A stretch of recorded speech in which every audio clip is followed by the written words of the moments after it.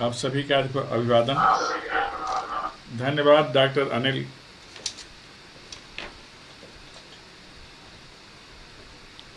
Department of tourism management द्वारा 1 day international seminar जो road map for revival of tourism industry in post Covid scenario challenges and opportunities विषय पर आयोजित है। इस अंतर्राष्ट्रीय वेबिनार में मुख्य अतिथि के रूप में अभी व्याख्यान दे रहे मेरे अत्यंत आत्मीय श्रेष्ठ सुहृद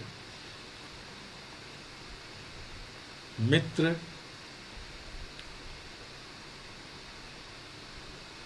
जिन्हें सुनना बहुत सुखकर होता है, मिलना भी और देखना भी, ऐसे श्री सच्चिदानंद जोशी जी, सदस्य सचिव इंदिरा गांधी राष्ट्रीय कला केंद्र नई दिल्ली,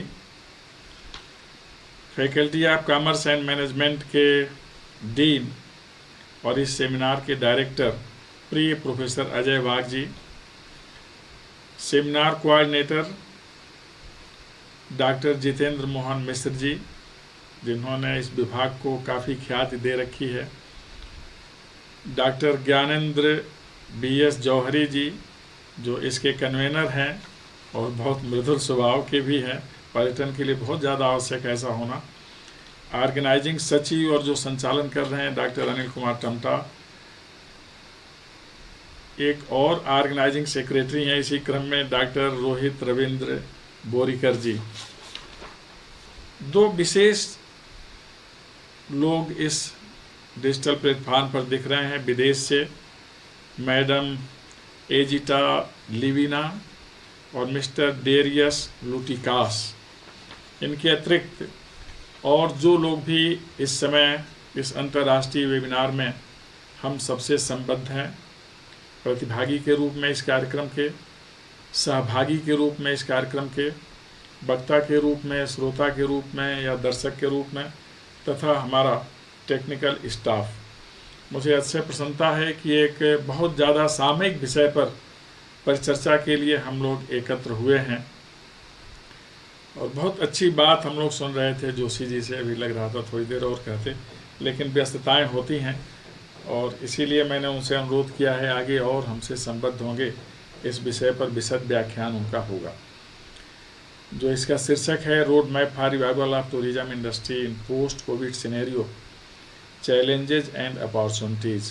जहाँ ख़त्म किया है जोशी जी ने, वहीं से मैं अपनी बात शुरू करूँगा। उनकी बहुत अच्छी कविता थी, माना कि पाबंदी है कहीं आने जाने में, लेकिन इस दौर में भी कोई पाबंदी नहीं है विचारों को अपनाने में, औरों तक पहुंचाने में। तो इसलिए विचार के माध्यम से भले ही हम इस कोविड-19 के कुप्रभाव के चलते बहुत नहीं घूम पा रहे हैं, कहीं नहीं जा पा रहे हैं, लेकिन वैचारिक धरातल पर तो हम बहुत कुछ देख पा रहे हैं। वैचारिक धरातल पर भी और अदृश्य विषाणु का सामना करने में जो सर्वाधिक सफल कारगर उपाय है वह अदृश्य इंटरनेट का वेब, जिससे हम सभी जुड़े हुए हैं। तो इसके माध्यम से भी हम देश दुनिया में बहुत कुछ देख पा रहे हैं।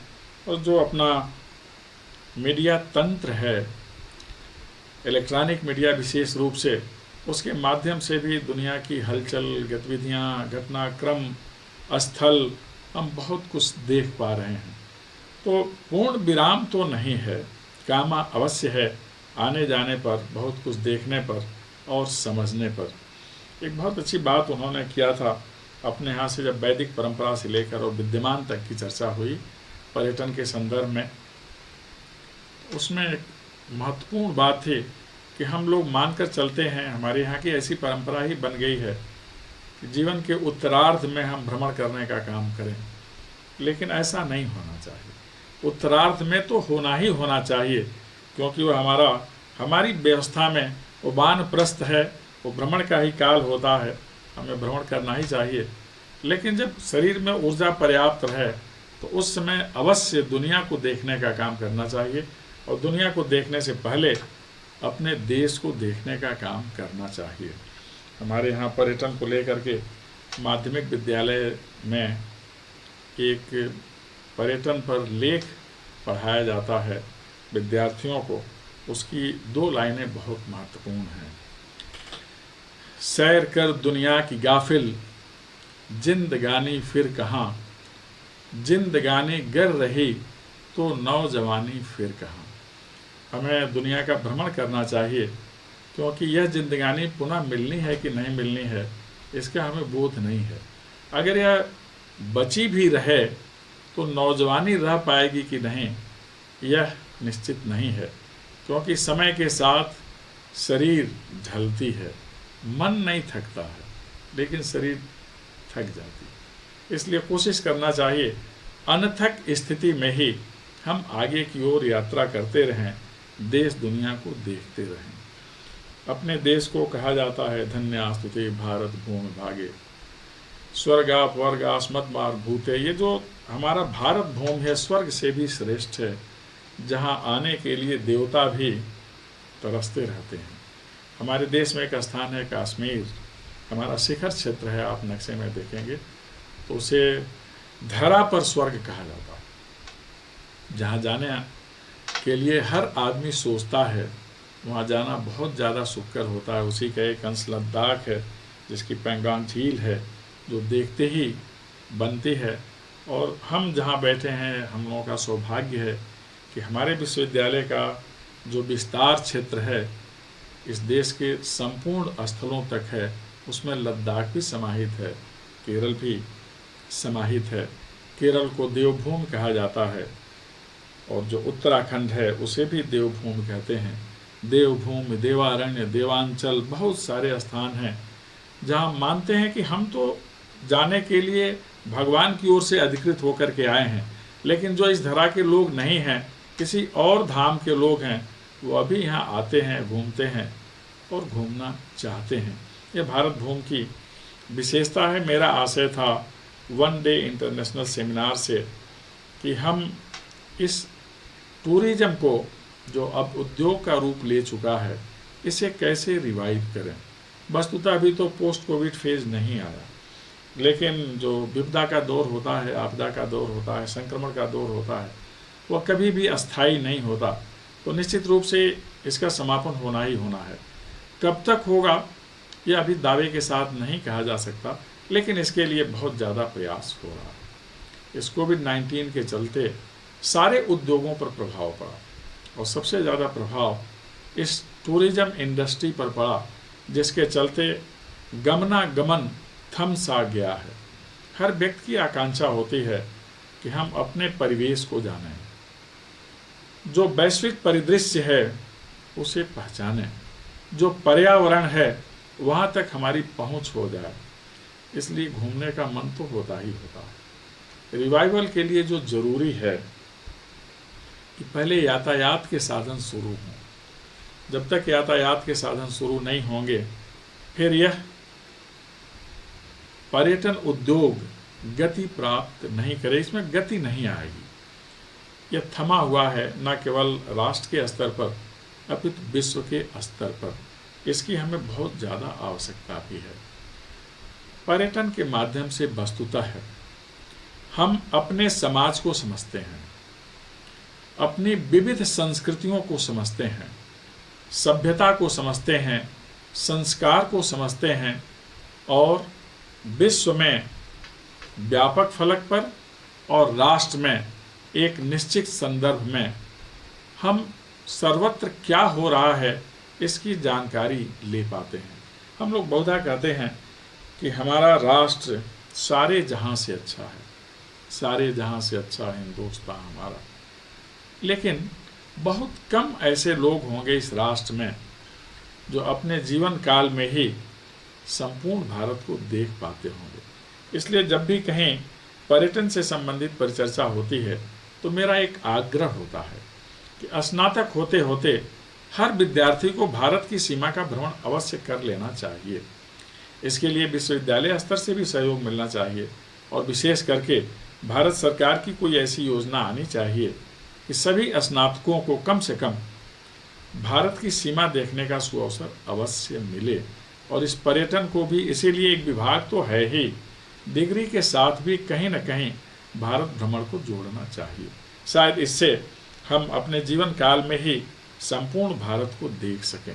हम सीमा का दर्शन कर लेंगे तो अपने राष्ट्र का नमन भी कर लेंगे, क्योंकि सीमा में जितने क्षेत्र हैं, लद्दाख हो, कन्याकुमारी हो, केरल हो, राजस्थान हो, हमारा गुजरात का क्षेत्र हो, कश्मीर की तो हम लोग बहुधा चर्चा कर ही लेते हैं, फिर बंगाल हो, आसाम हो, जिधर भी हम जाएंगे बहुत सुखकर दृश्य देखने को मिलते हैं। इसका इतना अधिक महत्व है इस पर्यटन उद्योग का कि बहुत सारे उद्योग तो इसी के भरोसे चलते हैं।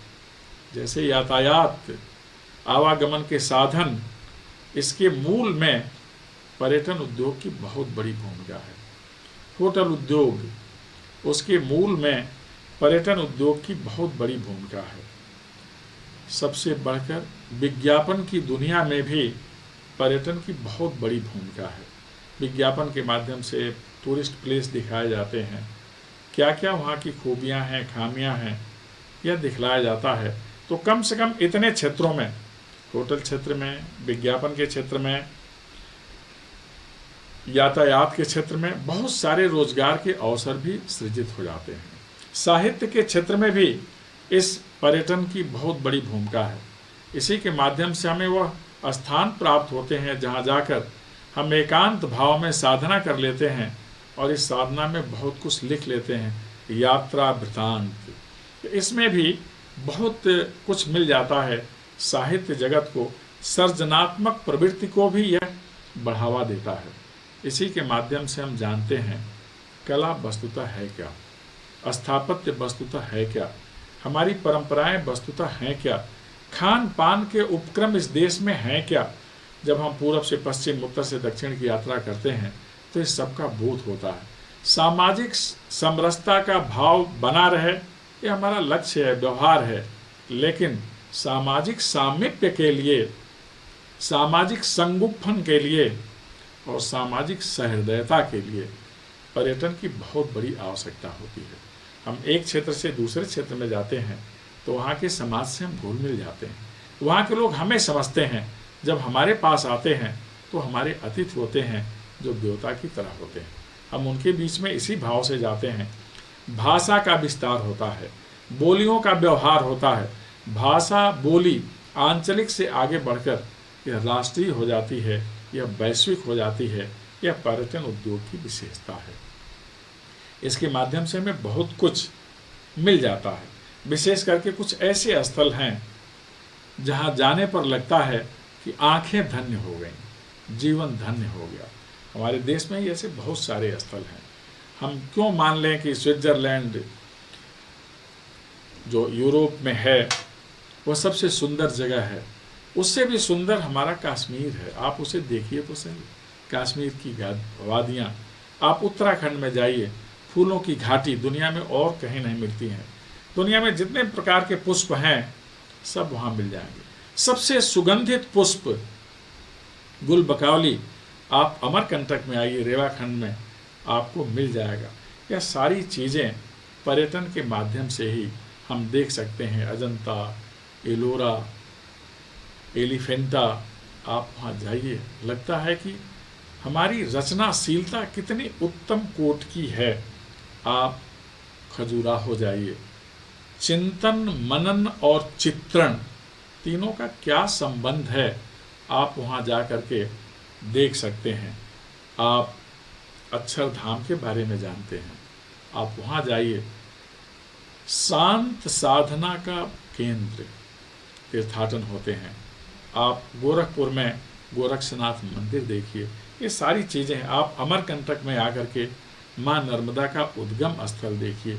इन्हें आप देखेंगे तो लगेगा कि प्रकृति ने हमें क्या नहीं दिया है, और जितना दिया है क्या हम उतना देख भी पाएंगे। ये कोशिश हमारी होनी चाहिए। मगहर, सारनाथ, काशी, मथुरा, अयोध्या, सोमनाथ, पुष्कर, यह सब देखिए तो सही। उत्तराखंड के 4 धाम, गंगोत्री, यमुनोत्री, बद्रीनाथ, केदारनाथ, आप एक बार होकर तो आइए। देखने से लगता है कि प्रकृति ने हमारे लिए अनुपम उपहार दे रखा है और ईश्वर स्वयं इन स्थलों पर हमें आशीर्वाद देने के लिए विराजमान है। वहाँ जाकर लगता है कि यथार्थ अर्थात लौकिक जीवन और आध्यात्मिक जीवन जो परमात्मा तत्व तक पहुँचाता है, दोनों का सम्मिलन कहाँ होता, दोनों का संगम कहाँ होता। प्रयागराज से लेकर के जो पंच प्रयाग उत्तराखंड में है, आप वहाँ देखिए नदियों का मिलन आपको क्या संदेश देता है, उसकी कलकल धारा आपको क्या संदेश देती है, प्रवाह और गति का, निर्मलता का और निरंतर चिंतनशीलता, चरैवेति का। तो आप तीर्थाटन करें, देशाटन करें। पर्यटन के कई रूप हो गए, धार्मिक पर्यटन, औद्योगिक पर्यटन, प्राकृतिक पर्यटन। इन सब से होते हुए आप इस देश के जितने जनपद हैं, सब में कुछ दर्शनीय स्थल हैं, उन्हें आप जानिए। वहाँ की विशेषताएं हैं, उसे आप जानिए। हर प्रांत विविधताओं से परिपूर्ण है और प्राकृतिक सुषमा से परिपूर्ण है। आप प्रकृति में जाइए, जल, जंगल, जमीन, जंतु में कैसा संतुलन समन्वय होता है, यह सब पर्यटन के माध्यम से ही जान सकते हैं। सूर्योदय कहाँ कितना अच्छा होता है, सूर्यास्त के समय लालिमा किस तरह से विस्तीर्ण होती है, सागर किस तरह से हमें असीमित होने का संदेश देता है, यह सारी चीज़ें हमें देखने का अवसर मिलता है, जानने का अवसर मिलता है। तो पर्यटन के माध्यम से ही हमें यह सारी चीज़ें मिल जाती हैं। इस पर्यटन में असीम संभावनाएं हैं। आजीविका के लिए, रोजगार के अवसर के लिए बहुत कुछ है। आप गाइड बन सकते हैं, आप बता सकते हैं किस स्थान का क्या महत्व है। आप दुभाषिया बन सकते हैं, आप बहुभाषी बन सकते हैं। लेकिन इसके लिए ज़रूरी है कि पर्यटन में आपकी अभिरुचि हो। पर्यटन प्रकृति के साथ आपके सानिध्य का द्योतक है। पर्यटन आपके परिवेश का परिचायक है और पर्यटन आपकी पूर्णता का प्रतीक है। इसी के माध्यम से आपके व्यक्तित्व का पूर्ण पल्लवन होता है। जब आप अपने परिवार से बाहर निकलकर समाज को समझते हैं, समाज से बाहर निकलकर अन्य समाजों को समझते हैं और फिर सभी को समेकित रूप से समझकर अपने राष्ट्र को समझते हैं, राष्ट्र की सीमाएं देखते हैं, समझते हैं, तब आपके मन में राष्ट्र बंधन का भाव जागृत होता है।